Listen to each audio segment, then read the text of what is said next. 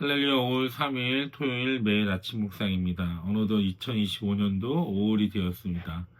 날마다의 삶 가운데 하나님과 더욱더 친밀한 관계를 유지하며 살아갈 수 있는 저와 여러분 되시길 바랍니다. 오늘은 시편 78편 9절에서 31절까지 말씀입니다. 함께 읽겠습니다. 에브라임의 자손은 무장을 하고 활을 들고 나섰지만 정작 전쟁이 일어났을 때 물러가고 말았다. 그들은 하나님과 맺은 언약을 지키지 않으며 그 교훈 따르기를 거절하였다. 그들은 그가 이루신 일들과 그가 보이신 기적들을 잊어버렸다. 이집트 땅 소안 평야에서 하나님께서는 조상의 눈앞에서 기적을 일으키셨다. 바다를 갈라서 물을 강둑처럼 서게 하시고 그들을 그리로 걸어가게 하셨다. 낮에는 구름으로 밤에는 불빛으로 인도하셨다. 광야에서 바위를 쪼개셔서 깊은 샘에서 솟아오르는 것 같이 물을 흡족하게 마시게 하셨다. 반석에서 시냇물이 흘러나오게 하시며 강처럼 물이 흘러내리게 하셨다.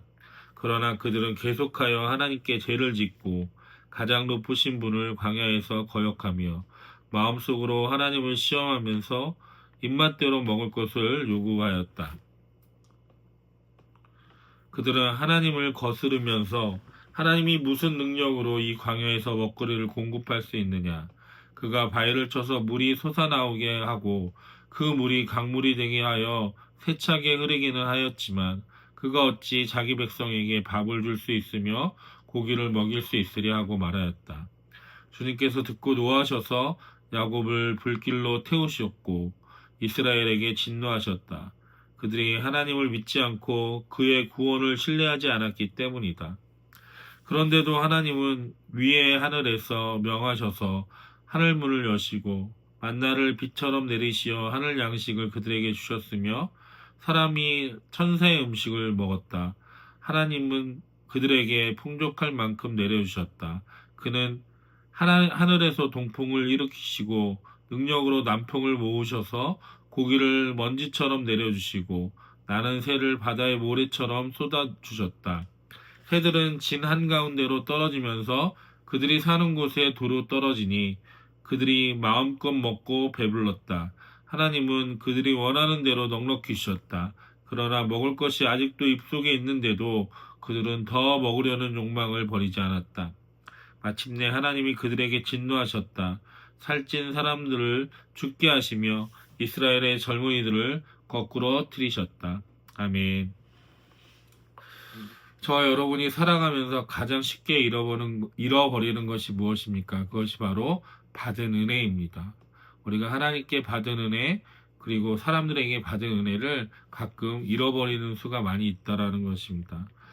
오늘 본문은 이스라엘 백성이 하나님의 은혜를 잊고 불순종했던 역사를 되새기면서 우리에게 중요한 교훈을 주고 있습니다. 이 말씀을 통해 하나님의 은혜를 기억하고 신실하게 살아갈 수 있는 삶의 중요성을 함께 나누고자 합니다. 첫 번째로 보면 9절에서 11절 말씀에 하나님의 은혜를 잃어버린 이스라엘의 에브라임 지파를 이야기하고 있습니다. 에브라임 지파는 이스라엘의 중심 지파로서 전쟁에서 앞장서서 나가서 싸워야 할 위치에 있었습니다. 그러나 그들은 전쟁의 날에 도망쳤습니다. 그 이유는 무엇입니까?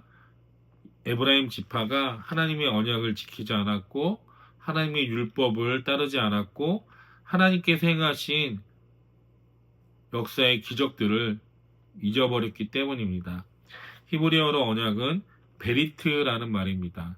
이 베리트라는 언약을 의미하는 말은 하나님과 이스라엘 사이의 신실한 언약을 이야기하고 있는 것입니다.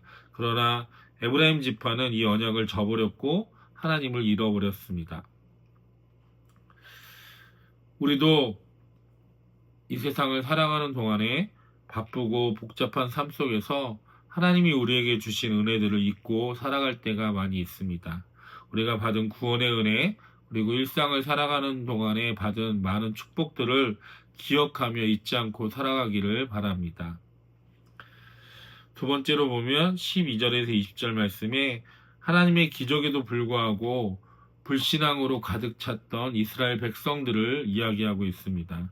하나님은 이스라엘을 구원하기 위해서 출애굽의 기적을 행하셨고 또한 홍해를 가르셨고 광야에서 물을 내시고 이스라엘 백성들이 배고파할 때 만나와 메추라기를 내려주셨습니다. 그러나 이스라엘은 계속해서 하나님을 시험하였고 하나님의 능력을 의심한 것을 알 수 있습니다.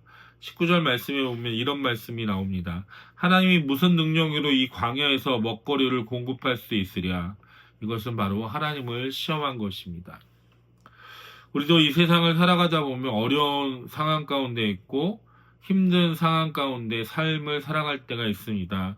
그때 우리는 하나님의 능력을 의심할 수 있고 하나님이 살아계시다면 왜 이렇게 나를 힘들게 하지?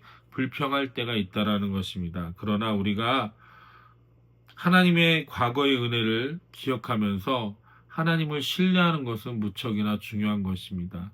믿음은 바로 신뢰이기 때문에 믿음은 끝없는 하나님의 약속을 기억하는 것이기 때문에 날마다 우리는 불신앙으로 살아가는 것이 아니라 우리의 삶 가운데서 역사하시고 또한 말씀 가운데 약속하셨던 하나님을 기억함으로써 믿음을 지켜야 하는 것입니다.